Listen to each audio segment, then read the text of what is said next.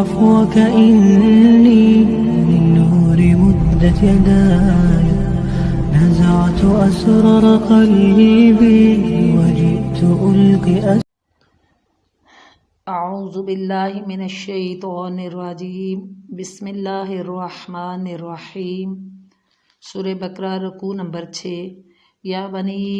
اسرائیل اذکروا نعمتی التی انعمت علیکم وانی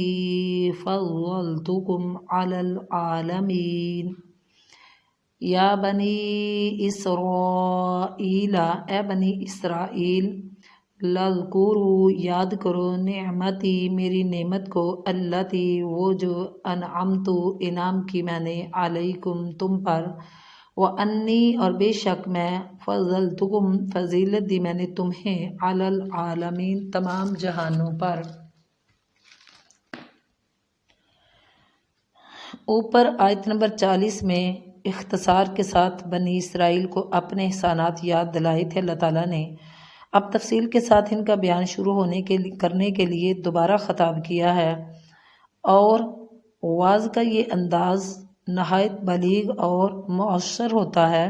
یعنی تاثیر پائی جاتی ہے اس میں، اور ان کو توجہ دلائی کہ نبی علیہ الصلاۃ والسلام کی مخالفت اور دوسری بےہودگیوں سے باز آ جاؤ۔ جہانوں پر فضیلت بخشی، اس سے مراد نبی علیہ الصلاۃ والسلام سے پہلے زمانوں کے لوگ ہیں، کیونکہ آپ صلی اللہ علیہ وسلم کے تشریف لانے پر یہ فضیلت کنتم خیر امہ سورہ آل عمران میں فرما کر اس امت کو عطا کر دی گئی ہے۔ نبی علیہ الصلاۃ والسلام نے فرمایا خیر الناس قرنی ثم الذین یلونہم ثم الذین یلونہم، سب سے بہتر میرے زمانے کے لوگ ہیں، پھر وہ لوگ جو ان سے ملیں گے، یعنی نبی علیہ الصلوۃ والسلام کے زمانے کے لوگ یعنی صحابہ اکرام، پھر اس کے بعد تابعین، پھر اس کے بعد تبع تابعین۔ تو یہ جو فضیلت ہے یہ نبی علیہ الصلوۃ والسلام کی تشریف آوری سے پہلے لوگوں کے اندر اللہ تعالیٰ نے جو فضیلت دی ہے وہ بنی اسرائیل کو دی ہے، چونکہ نبی علیہ الصلوۃ والسلام کے آنے کے بعد ان کی فضیلت وہ نہیں رہی،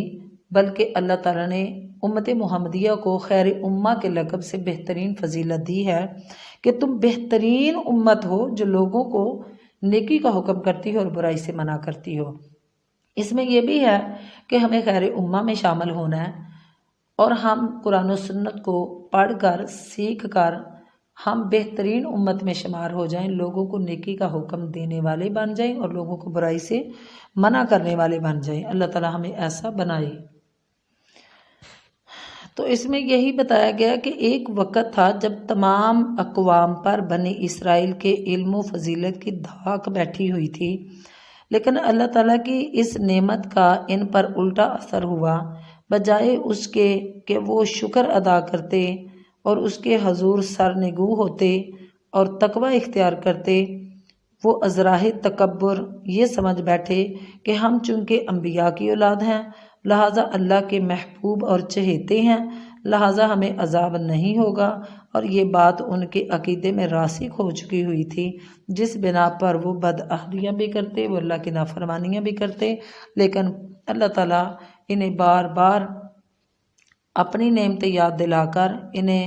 سمجھا رہا ہے کہ تم اب بھی سمجھو اور ہمارے پیغمبر صلی اللہ علیہ وسلم پر ایمان لا کر آپ صلی اللہ علیہ وسلم کی شریعت کے تابع بن جاؤ۔ آگے فرمایا وَاتَّقُوا يَوْمًا لَا تَجْزِي نَفْسٌ عَن نَفْسٍ شَيْئًا وَلَا يُقْبَلُ مِنْهَا شَفَاعَةٌ وَلَا يُؤْخَذُ مِنْهَا عَدْلٌ وَلَا هُمْ يُنصَرُونَ۔ وَاتَّقُوا اور ڈرو، یومن اس دن سے، لا تجزی نہ کام آئے گا، نفس کوئی نفس، عن نفس کسی نفس کے، شیئن کچھ بھی، ولا اور نہ، یقبل قبول کی جائے گی، منہا اس سے، شفاعت کوئی سفارش، ولا یؤخذ اور نہ لیا جائے گا، منہا اس سے، عدل کوئی بدلہ، ولا اور نہ، ہم وہ، ینصرون مدد کیے جائیں گے۔ اس آیت میں ان کے اسی غلط عقیدہ کا اس آیت میں جواب دیا گیا ہے کہ عذاب سے نجات کی جو 4 صورتیں ممکن ہیں ان میں سے کوئی بھی تمہارے کام نہ آ سکے گی، یعنی کوئی شخص دوسرے کا بوجھ اٹھانے کو تیار نہ ہوگا قیامت کے دن، اور نہ کسی کی سفارش کام آئے گی، نہ وہ فدیہ دے کر چھوٹ سکے گا، اور نہ ہی اللہ تعالیٰ کے مقابلہ میں وہاں اس کا کوئی حامی و مددگار ہوگا۔ لہٰذا خوب سمجھ لو کہ محض انبیاء کی اولاد ہونے کی بنا پر تم کبھی اپنی کرتوتوں کی سزا سے بچ نہیں سکو گے کہ ہم انبیاء کی اولادوں میں سے ہیں اور ہمیں جو ہے نا وہ اللہ تعالیٰ عذاب نہیں کرے گا، چاہے ہم دنیا میں جیسے بھی یعنی نافرمانیاں کر کے جائیں، ایسا نہیں ہوگا۔ یہ درست ہے کہ قیامت کے دن انبیاء اور صلحاء گناہ گاروں کے لیے سفارش کریں گے، لیکن اس سفارش کی شرائط ایسی ہیں کہ سفارش پر تکیہ کرنا مشکل ہے۔ مثلاً یہ کہ سفارش وہی کرے گا جسے اللہ تعالیٰ اجازت دے گا، اور اتنی ہی کر سکے گا جتنی اللہ تعالیٰ کی مرضی ہوگی، یا صرف اسی گناہ کے لیے سفارش کر سکے گا جس کا اللہ تعالیٰ کی طرف سے اذن ہوگا یعنی اجازت ہوگی، اور صرف اسی شخص کے حق میں سفارش کر سکے گا جس کے حق میں سفارش کرنا منظور ہوگا۔ چونکہ بنی اسرائیل میں فساد کی اصل وجہ یہ تھی کہ وہ اپنے انبیاء اور علماء پر نازل کرتے تھے، یعنی وہ اپنے انبیاء اور علماء جو تھے ان پر بڑا فخر کرتے تھے، ناز کرتے تھے، اور سمجھتے تھے کہ ہم خواہ کتنے ہی گناہ کر لیں ہمارے بزرگ اور آباء و اجداد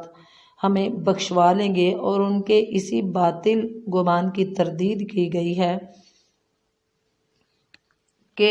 تم اس پر تکیہ لگا کر نہ بیٹھو کہ ہم جو بھی عمل کریں گے ہمیں بخشوا لیا جائے گا۔ ایسا نہیں ہے، اگر ایسا ہوتا تو نبی علیہ الصلوۃ والسلام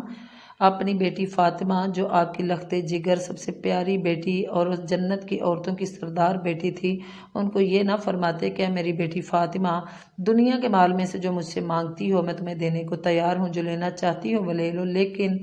آخرت میں نجات پانے کے لیے دنیا میں ہی عمل کر کے جانا۔ یہ نہ کہنا کہ میں محمد صلی اللہ علیہ وسلم کی بیٹی ہوں اور میں چاہے کوئی عمل نہ بھی کروں تو میں بخشی بخشائی ہوں، ایسا نہیں ہے، بلکہ ہر بندہ اپنے اعمال کے بل بوتے ہی آخرت میں جزا بھی پائے گا اور سزا بھی پائے گا، اور کوئی کسی کی سفارش نہیں کر پائے گا سوائے یہ کہ اللہ کسی کو سفارش کی اجازت دے دے، اور وہ بھی اجازت اللہ کے حکم سے ہی ہوگی۔ آج ہمارے مسلمان بھی اس چیز کو یہ سمجھتے ہیں کہ ہمارے بزرگ یا ہمارے بڑے یا کوئی بھی انسان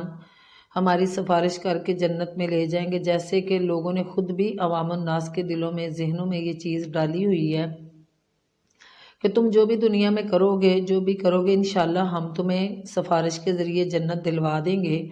تو اللہ تعالیٰ نے اس آیت کے اندر سب کی یہ چیز بتا دی کہ چاہے کوئی بنی اسرائیل میں سے ہو یا امت محمدیہ میں سے ہو، یہ گمان نہ کرے کہ ہم دنیا میں عمل نہیں بھی کریں گے تو ہمارے خاندان والے یا ہمارے بزرگ یا ہمارے بڑے یا ہمارے مولوی یا ہمارا کوئی بھی دنیا کا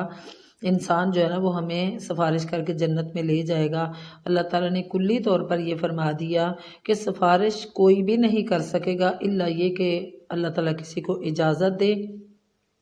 تو جس کو اجازت دی جائے گی وہی سفارش کرے گا۔ کوئی گارنٹی سے یہاں کوئی بھی نہیں کہہ سکتا کہ میں تیری سفارش کر کے تجھے جنت میں لے جاؤں گا۔ تو اس لیے ہمیں دنیا میں اپنے اعمال کی طرف دیکھنا چاہیے، اپنے اعمال کو ہی بہتر بنانا چاہیے تاکہ ہم اپنے اعمال کے بل بوتے، اور سب سے پہلے اللہ کی رحمت ہے، تو پھر نبی علیہ الصلوۃ والسلام کی سفارش، اور پھر ہمارے اعمال ہیں حقیر سے جن کی بدولت جو ہے نا وہ اللہ تعالیٰ ہمیں اپنی جنتیں عطا کرے گا۔ وَإِذْ نَجَّيْنَاكُمْ مِنْ آلِ فِرْعَوْنَ يَسُومُونَكُمْ سُوءَ الْعَذَابِ يُذَبِّحُونَ أَبْنَاءَكُمْ وَيَسْتَحْيُونَ نِسَاءَكُمْ وَفِي ذَلِكُمْ بَلَاءٌ مِّن رَّبِّكُمْ عَظِيمٌ۔ وَإِذْ اور جب نَجَّيْنَاكُمْ نجات دی ہم نے تمہیں، کم کا معنی تم یا تمہارے ہوتا ہے، من آل فرعون، آل فرعون سے یعنی فرعون کی قوم سے، یسومونکم وہ تکلیف دیتے تھے تمہیں، سوء العذابی برے عذاب کی، یذبحون وہ ذبح کر دیتے تھے، ابناءکم تمہارے بیٹوں کو، ویستحیون اور وہ زندہ چھوڑ دیتے تھے، نساءکم تمہاری عورتوں کو، وفی ذالکم اور اس میں بلاء آزمائش تھی، من ربکم تمہارے رب کی طرف سے، عظیم بہت بڑی۔ اس آیت سے بنی اسرائیل پر کیے جانے والے انعامات اور انہیں دی جانے والی فضیلت کی تفصیل شروع ہوتی ہے۔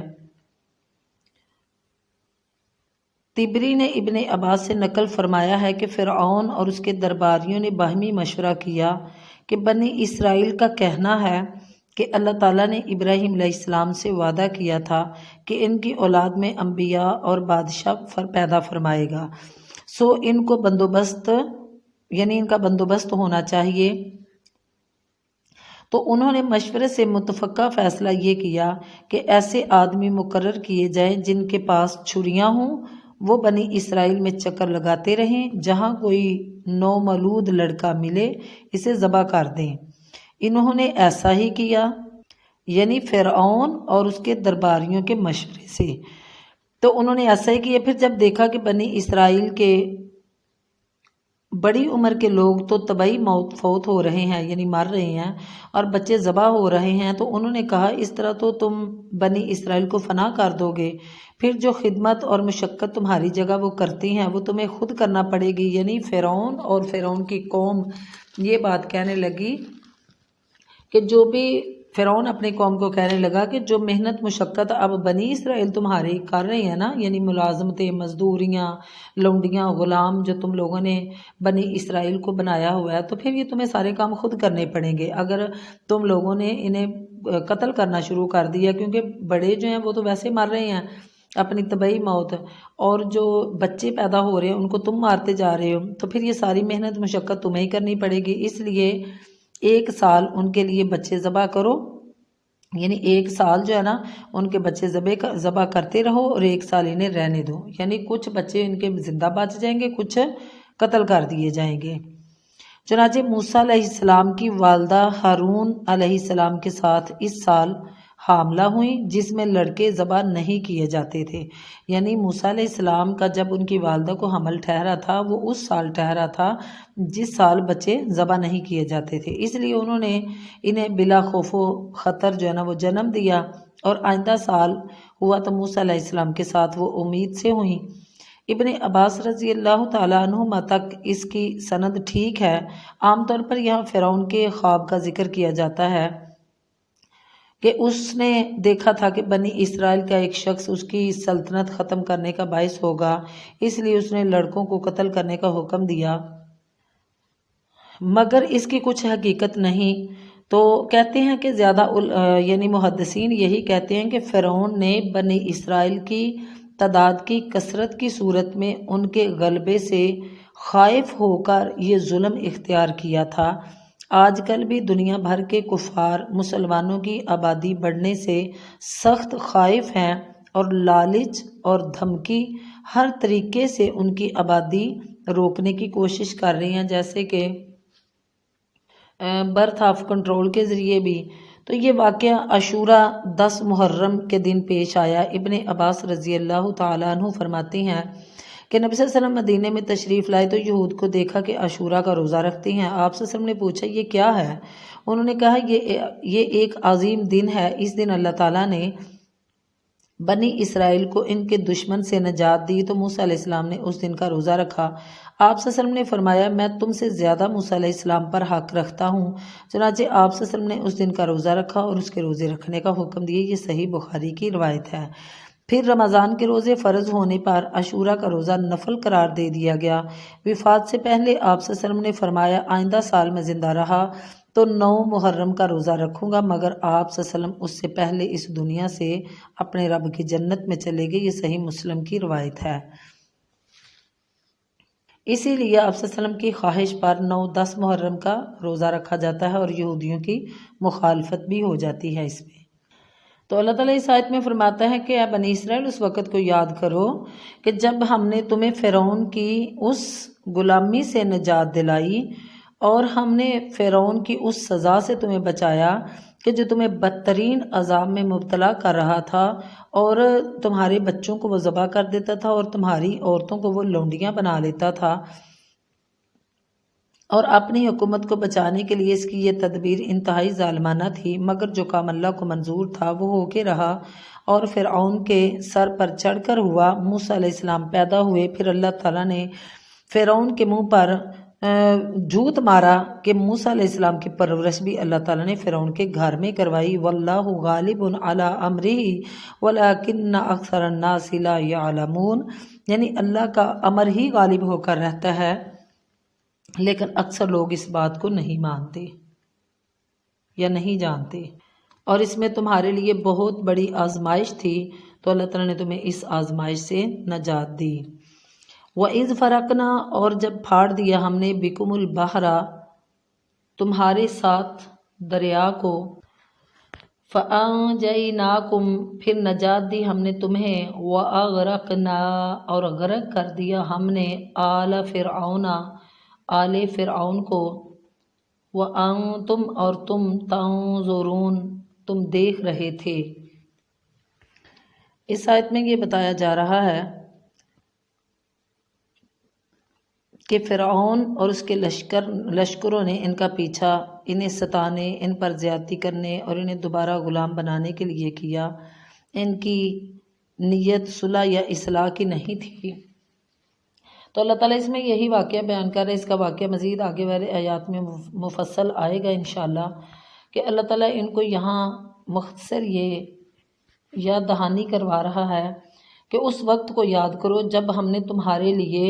دریا کو پھاڑ کر راستہ بنا دیا اور تم لوگ پار ہو گئے، اور فرعون اور فرعونی غرق ہو گئے، اور تم اپنی آنکھوں سے کنارے کھڑے یہ منظر دیکھ رہے تھے کہ اللہ تعالیٰ نے اس وقت اے بنی اسرائیل تمہاری کتنی مدد کی جب فرعونیوں نے تمہارا پیچھا کیا اور تم بڑے پریشان تھے، تو اللہ تعالیٰ نے تمہیں دریا کے اندر سے راستہ دے کر تمہیں پار کر دیا، اور ان کو اللہ تعالیٰ نے تباہ و برباد کر دیا، اور تمہاری آنکھوں دیکھے یہ سارے معاملات تھے۔ آگے اللہ تعالیٰ فرماتا ہے وَإِذْ، اور جب وعدنا، وعدہ کیا ہم نے موسیٰ علیہ السلام سے 40 40 لیلتاً راتوں کا، ثم اتخذتم العجل، پھر بنا لیا تم نے بچھڑے کو معبود،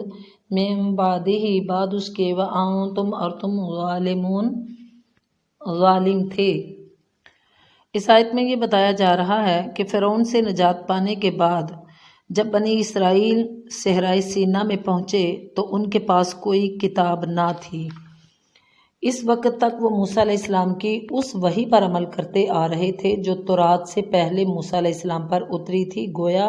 حدیث پر عمل تھا۔ یہاں یہ بات بھی ثابت ہوتی ہے کہ کچھ لوگ کہتے ہیں حدیث کے علاوہ قرآن پر عمل کافی ہے،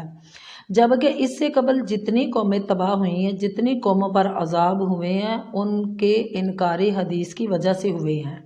یعنی انبیاء پر، ہر نبی پر تو کتاب نازل نہیں ہوئی، کتابیں تو مخصوص نبیوں پر نازل ہوئی ہیں، لیکن باقی نبی جو ہیں وہ انہی کتابوں کو کچھ آگے چلاتے رہے، کچھ ان پر وحییں نازل ہوتی رہی حدیث کی صورت میں۔ تو یہ جو بنی اسرائیل پر اور فرعون جو غرق ہوئے تھے، اور موسیٰ علیہ السلام کی وجہ سے اللہ تعالیٰ نے بنی اسرائیل کو نجات دی تھی، تو یہ جو فرعونی غرق ہوئے تھے یا بنی اسرائیل پر جو بھی عذاب آئے تھے اللہ کے احکامات کو نہ ماننے کی وجہ سے، وہ انکار حدیث کی وجہ سے تھے۔ تو اس سے پتہ چلتا ہے کہ جو پیغمبر صلی اللہ علیہ وسلم کے فرامین کا انکار کرتا ہے اور آپ صلی اللہ علیہ وسلم کے فرامین کو چھوڑ کر اپنے پاس سے شریعتیں ایجاد کر کے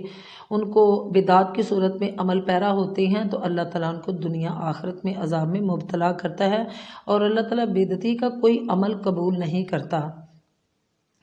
تو اس وقت تو چونکہ کتاب کوئی نازل نہیں تھی ہوئی موسیٰ علیہ السلام پر، جو ان پر حدیث کی صورت میں شریعت نازل ہوئی تھی، لوگ اسی پر عمل کرتے تھے۔ اب یہاں اللہ تعالیٰ موسیٰ علیہ السلام پر باقاعدہ ایک کتاب نازل کرنا چاہتے تھے، تو اللہ تعالیٰ نے موسیٰ علیہ السلام کو 40 دن رات کے لیے طور پر بلایا، یعنی طور پہاڑ پر، تاکہ انہیں تورات عطا فرمائی جائے۔ لیکن ان کے جانے کے بعد بنی اسرائیل نے ایک بچڑا بنا کر اس کی پوجا شروع کر دی۔ اسی بنا پر یہاں ان کو ظالم قرار دیا گیا ہے کہ وہ صریح طور پر شرک کے مرتکب ہوئے تھے، اور شرک سے بڑھ کر اور کون سا ظلم ہو سکتا ہے؟ بچھڑے کے پوجنے کی وجہ سے اللہ تعالیٰ نے ان کو مشرک قرار دیا اور فرمایا کہ شرک سب سے عظیم ظلم ہے جو کیا جاتا ہے۔ موسیٰ علیہ السلام کے جانے کے بعد اس قوم نے گوئے سالہ پرستی شروع کر دی۔ مصر میں یہ گوئے سالہ پرستی کا عام رواج تھا، یعنی بچھڑے کی پوجا کا۔ سیدنا یوسف علیہ السلام کے بعد بنی اسرائیل انحطاط کا شکار ہو گئے اور آہستہ آہستہ فرعونیوں کے غلام بن گئے۔ انہی کی بدو باش اپنانے میں عافیت سمجھی انہوں نے، اور من جملہ دوسری تمام بدترین امراض کے یہ بچھڑے کی پوجا میں بھی مبتلا ہو گئے اور ان کو اپنا شیوا بنا لیا۔ فرعون سے نجات پا جانے کے بعد تاحال جو ہے نا وہ بچھڑے کی پوجا پر جو ہے نا وہ قائم رہے، اور یہ جراثیم ان کے اندر جو پڑے ہوئے تھے شرک کے وہ ختم نہ ہوئے۔ تو یہ اتنے ظالم قوم تھی بنی اسرائیل کی، اور اتنی نافرمان قوم تھی کہ انہوں نے یہ نہیں دیکھا کہ ہماری آنکھوں کے سامنے اللہ تعالیٰ نے ہمیں فرعونیوں سے نجات دی اور ان کو غرق کیا، اور ہم اللہ کے احکامات کو مانیں، اور موسیٰ علیہ السلام پر جو کتاب نازل ہوئی ہے، جو حدیث نازل ہوئی ہے، ہم ان پر عمل کریں۔ لیکن چونکہ فرعونیوں کے اندر رہنے کی وجہ سے جو عادتیں ان کی بن گئی ہوئی تھی، وہی عادات ان کے اندر باقی رہیں، اور وہ انہوں نے پھر موسیٰ علیہ السلام کے طور پر جانے کے بعد بچڑا بنا کر اس کی پوجا شروع کر دی۔ تو اللہ تعالیٰ فرماتا ہے کہ تم لوگوں نے ایسا کر کے اپنی جانوں پر بہت بڑا ظلم کیا ہے، جو یہ تمہیں نہیں کرنا چاہیے تھا، اور تمہیں اللہ کی نعمتوں کو یاد کر کے اللہ کے احکامات پر عمل کرنا چاہیے تھا۔ وآخر دعوان الحمدللہ رب العالمین۔ مدت يداي نزعت أسرار قلبي وجئت